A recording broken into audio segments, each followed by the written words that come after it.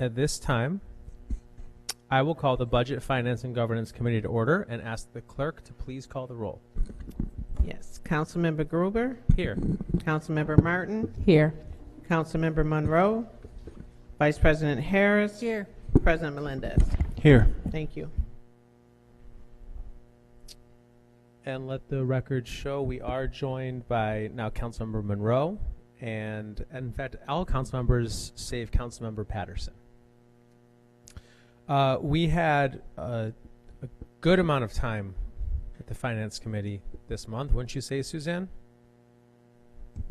I think you've had enough of us.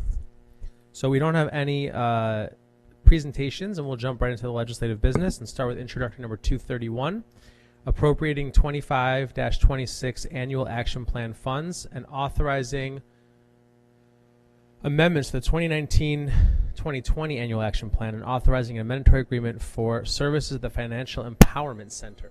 Any questions, comments, or concerns? Move it. I suppose, thank you for moving it, and I'll take a second too while we're at it. It's been seconded, but before we go to a vote, I think it would just be instructive for people to understand how 2019-2020 annual action plan funds are being spent currently. Is that something that OMB is comfortable doing? Right. There are funds that, leftover funds, you can see how small the amounts are in prior contracts that either just balances left that they chose to reassign to this purpose and to increase the agreement with the Housing Council for the Financial Empowerment Centers. And contracts like that with the federal government, at least as the federal government once existed, how long do we have to be able to spend those down to zero? I'm not exactly sure how many years we can be. There's a limit. We'll have to get back to you on that Okay, one. I'd appreciate that. Okay, it's been moved and seconded, and I will ask for a vote. Oh, and let the record show we're joined by Councilmember Patterson now as well. All those in favor of introductory number 231, please say aye. Aye. Aye. Any opposed? Motion carries. Introductory number 232, authorizing an amendatory agreement relating to software licenses and support services for scheduling the staffing of the fire, police, and emergency communications 911 departments. Any questions, comments, or concerns? If not, I'll entertain a motion. Move it. It's been moved and seconded. All in favor, please say aye. Aye. Aye. Any opposed? Motion carries. Introductory number 233, authorizing data catalog software acquisition and implementation. Any questions, comments, or concerns? If not, I'll take a motion. Move it. It's been Second. moved and seconded. All in favor, please say aye. Aye. Aye. Any opposed? Motion carries. Introductory number 234, authorizing an amendatory agreement related to representation in certain employment matters. Any questions, comments, or concerns? Councilmember Martin. Yes. Could you confidentially share details, at a later date, details about what these matters entail? Yes, we can do that in writing. Thank you. That's some good bubble water.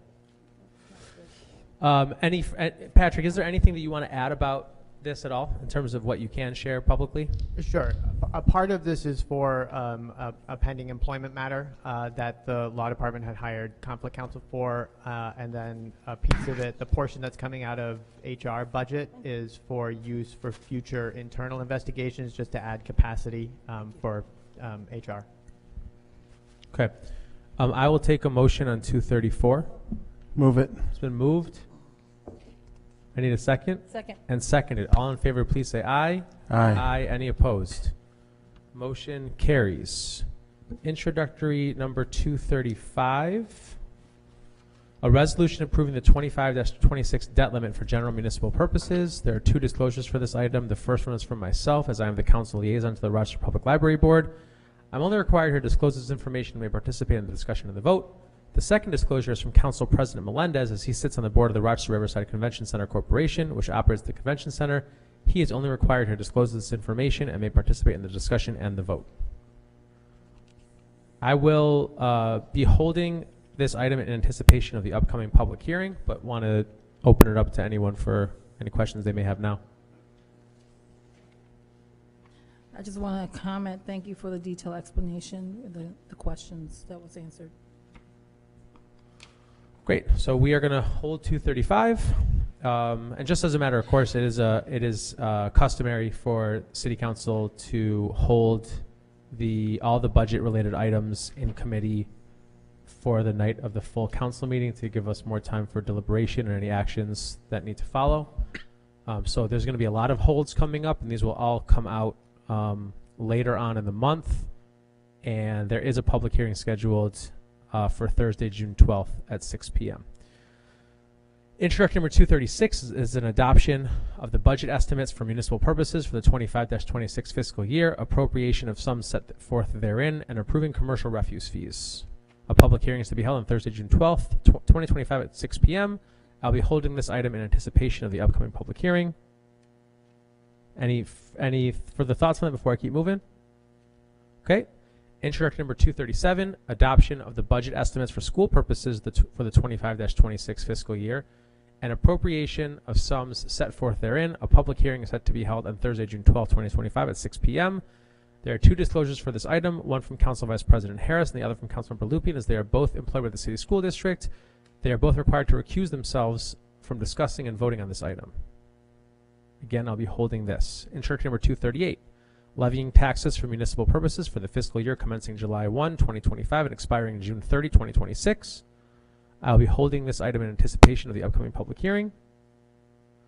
Next is introduction number 239, levying taxes for school purposes for the fiscal year commencing July 1, 2025 and expiring June 30, 2026. There are two disclosures for this item, one from Council Vice President Harris and the other from Councilmember Lupien, as they are both employed by the school district.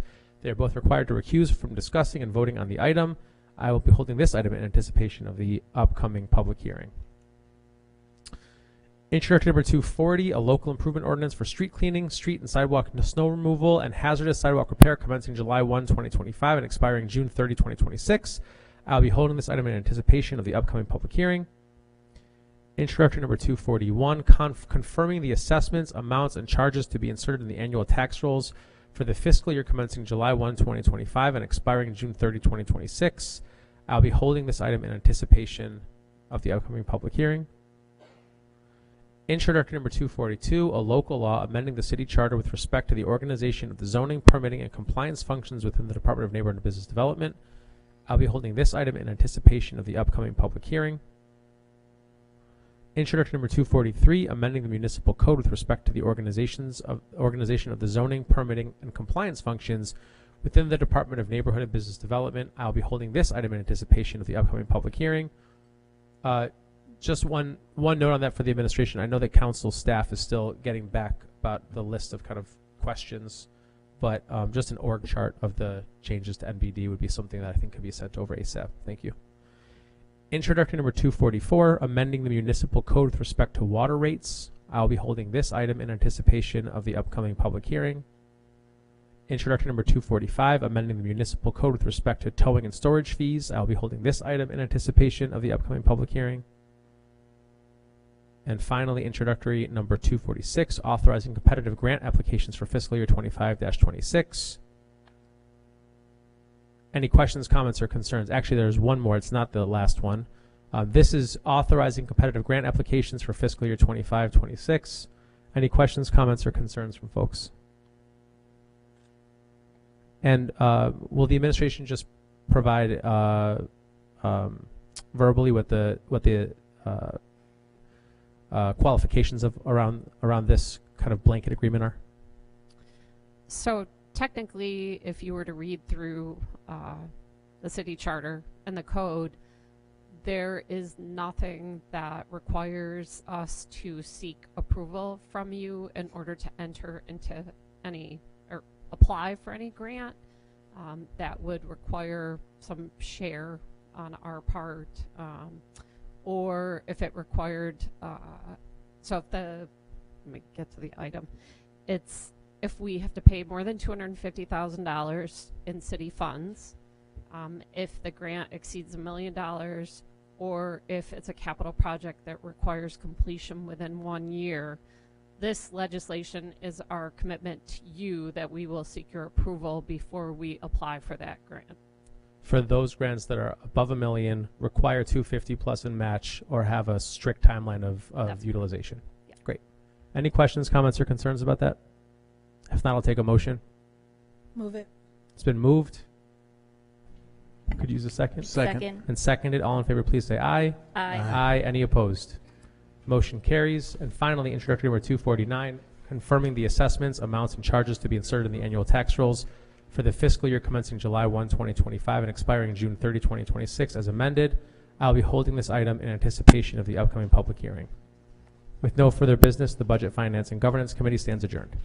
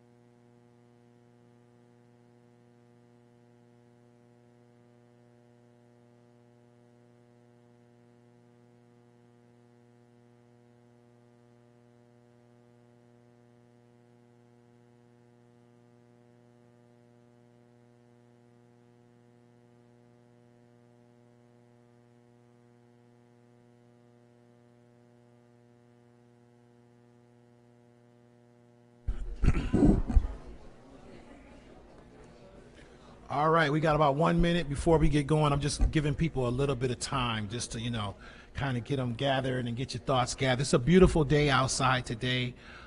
We true Rochesterians can really appreciate, and others, of course, this weather that we have. And we had an extremely cold winter and an extremely wet spring.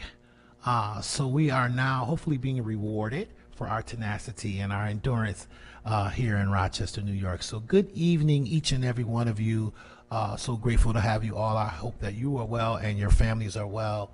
We want to start opening today with not only just a moment of silence, but we want to reflect to our first responders who have had an extremely, in our whole entire city for that matter, an extremely traumatic week and a few days with the loss of the untimely accident or situation that happened with the 5-year-old at the water on Andrew Street.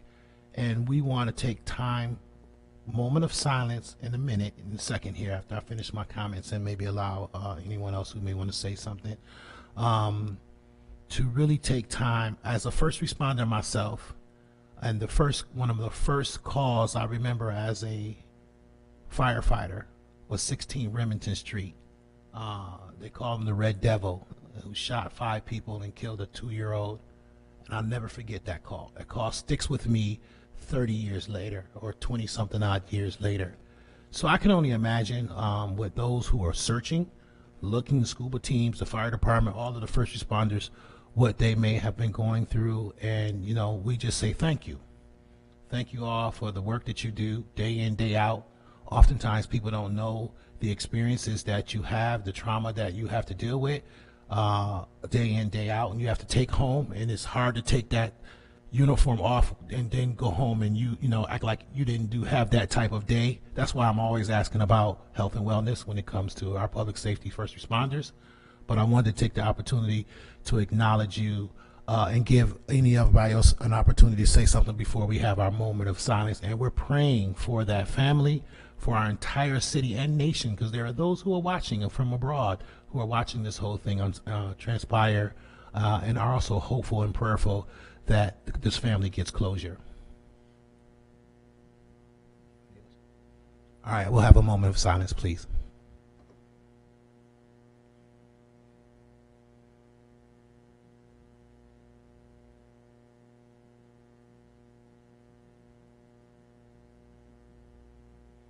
Thank you. All right, at this time, I will call the Public Safety Committee to order, and I'll ask the clerk, Madam Clerk, would you please call the roll? Councilmember Lightfoot. Present. Councilmember Gruber. Here. Councilmember Lupian. Here. Councilmember Martin. Here. Councilmember Monroe. Here. Councilmember Patterson. Here. Councilmember Smith. Vice President Harris. Here. President Melendez. Here. Thank you. All right, thank you. We are represented by all of our council members today. Introductory number 247, appropriating the 2025-2026 annual action plan funds for a smoke detector and carbon monoxide detector installation program. Any questions, comments, and/or concerns? If not, I'll entertain a motion. Second. It's been moved and second. Now we vote. All in favor, say aye. Aye. Any opposed? Any abstention? Motion carries. Introductory number 248, authorizing agreements related to the New York State Division of Criminal Justice Services 2025-2026 statewide targeted reduction in intimate violence strive grant. Any questions, comments, or concerns? Vice President Harris. Just to comment, I completely support this because as a first responder, domestic violence is one of the most dangerous calls you can go on for EMS, fire, and police. So, I've learned that over the years. I'm sure Councilman Lightfoot can attest to that. So, this any funds that we can get to support the efforts of trying to minimize or eradicate domestic violence is definitely something I'll vote on. President Melendez. Yes, thank you. I do want to echo that. I looked at the questions and answers from Councilmember Lightfoot's chair's meeting. I do want to ask about this grant and this initiative and the longevity of it. So we have a grant now. Is this an annual grant that we receive? Yes, it's an annual grant this time for 1 year. And have we received this in the past? We have not. This is a brand new initiative from New York State. Great.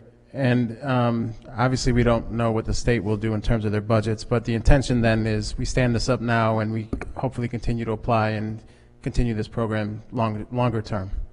The goal is to continue this long term, as is we did with the GIVE grant as well. We're hoping they mirror each other. Great. Thank you. Councilmember Lupien. I'm very happy as well that we're getting money to help with domestic violence. It is one of the most prevalent forms of violence in the community. It skyrocketed during the pandemic. It wasn't something that we talked about, and it affects children in this community. I had a question around training for the RPD officers that will be responding. It's a unfortunately common problem with women when they have issues related to domestic violence or sexual abuse, that they are often not believed, often talked out of pressing charges, and that the men that respond can sometimes identify with the perpetrator. And what are we doing to ensure that the officers that are responding are taking this as seriously as it needs to be, and are aware and educated? I can assure you that during the academy, all the officers receive extensive training in domestic violence and how to handle domestic violence situations, as well as the applicable laws that come along with domestic violence offenses. We did do some annual training a little while back. Again, there is no requirement to do training every year. However, we take that upon ourselves, especially if there's any new laws that are put in place, to make sure everyone is well aware of the laws and how to apply them correctly to these situations that occur. So is there any additional training that comes with this grant for officers outside of what is happening in the academy and the one that you mentioned? That is to be determined. There will be training with the officers that are going to be responding in the details with the Strive grant. They will definitely be receiving training as this grant and the processes along with this grant move forward. As far as department-wide training, that is something that is yet to be determined. Okay, thank you. And I might recommend that, and maybe it's already part of the training, that officers get an opportunity to talk to survivors to understand what it looks like from their perspective. That would be wonderful. Yeah. Thank you. All right, so this, before we go into the motion in a second and vote, I just drew attention to the fact of, reminded me of something we've done and I was a part of helping to do, but supported by this council early on, where we created for the employees, and I just want to remind our employees that prior to us changing and creating a policy for paid leave for our employees, that they weren't able to, and immediate family members, they were unable to do that. And oftentimes we found that our employees would not take a day off in the result they were having domestic violence or had a immediate family member who might be experiencing that. And, you know, if it's a sister or brother, cousin, you know, aunt, uncle, whatever, and they need your help to, you know, maybe help them get out or whatever type of situation, they were reluctant to take time off because they weren't going to get paid. They were going to lose a day off of work or et cetera, where this council changed that and made it where they were able to take off work, be able to do what they need to do for any of our city employees to be able to handle these types of situations. So that just brought this particular particular piece of legislation. Of course, it's not addressing that. However, I want to say, this is external, but I want to say there's internal processes in place too, since I feel that this is an opportunity to raise awareness around domestic violence for our employees, to know that there are some measures that are policies that are put in place to help and assist you, that if you're in a situation or your family member is in a situation, you can, take that day to do what you need to do to get out of that situation. So I just wanted to just bring that awareness, and because it's been a while since we've had that conversation.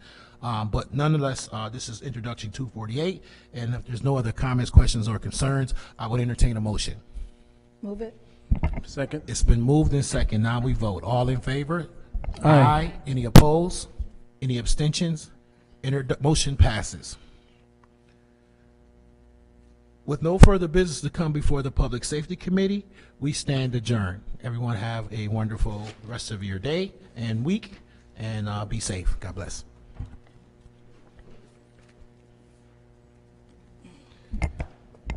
At this time, I'd like to call the Committee of the Whole to order and ask the clerk to call the roll. Councilmember Gruber, Here.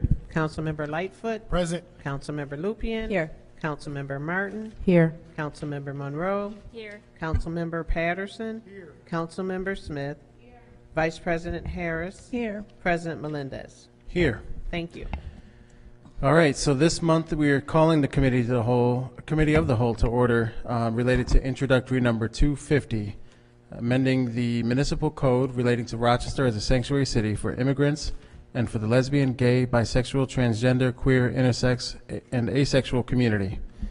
At this time, I'd like to open it up to the, this was just introduced today to the full council, so I would like to open it up to the makers of the item to see if there's any comments. Actually, Mr. President, I'd like to move to go into a executive session to discuss some of the legal issues related to this, if possible, before we have any other conversation on it. So is that a motion? Is there a second? Second. Second on that? I see Patrick. Yeah, wanting I to- just want to bring some clarity to the motion. So there's limited reasons you can go into executive session. Just to get on the record, so the city of Rochester is currently is a defendant in a suit brought against the city by the United States government, which challenges our current sanctuary city policy. And I do believe that discussion of this item could have impact on that pending litigation. And so because some of this discussion will necessarily involve that pending litigation, that forms a basis to go into executive session. So if the motion is on that ground, I think you can proceed. Okay. That's the reason for the motion. So it's been moved and seconded, so we'll do a roll call vote for, actually, I'll just do a regular vote. Motion to go into executive session, all in favor, please say aye. Aye. Any opposed? All right, so we are going into executive session and we will return.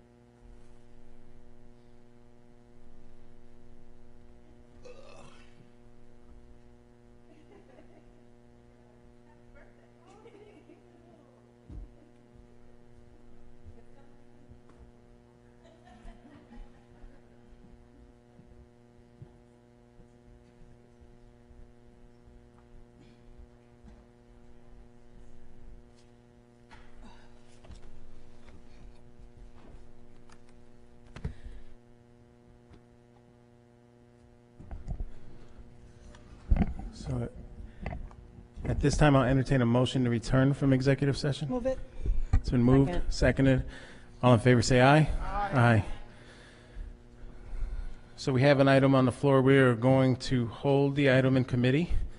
We will be following up with some additional information related to the item in the coming hours or days. But with no further business before the committee of the whole, we stand adjourned. See you soon. Huh.